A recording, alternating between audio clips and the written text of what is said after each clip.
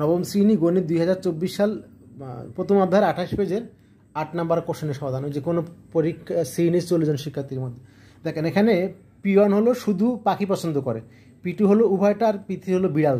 তাহলে শিক্ষার্থী 40 ইউ, 25 জন শিক্ষার্থী পাখি পছন্দ করে, বি ধরলাম, আর বিড়াল হলো সি। এবার দেখেন P1 মানে কিন্তু শুধু পাখি, শুধু বললে কি 25 থেকে 10 বাদ, উভয়টা বাদ, 25 হলো পুরাটা মানে হলো পাখি, তাহলে 15 জন হলো শুধু পাখি। ঠিক একই জিনিস 15 হলো বিড়াল, 10 উভয়টা বাদ, তাহলে শুধু বিড়াল পছন্দ করে। এবার এক বা উভয় বিষয় পছন্দ করে কজন, তাহলে P1 P2 P3। P1 মানে কত বলেন তো 15, আর P2 মানে কি 10, আর P3 মানে 5। তিনটা যোগ করে দেন, তাহলে এক বা উভয় বিষয় মোট পছন্দ করে মোট কত 30 জন। তাহলে মোট ছাত্রছাত্রী কজন 40 জন, তাহলে পছন্দ করে কজন 30 জন। তাহলে মোট থেকে এটা বাদ দিলে কি পছন্দ করে না কজন, তাহলে 40 থেকে 30 বাদ দেন 10 জন। আবারও বললাম মোট শিক্ষার্থী থেকে পছন্দ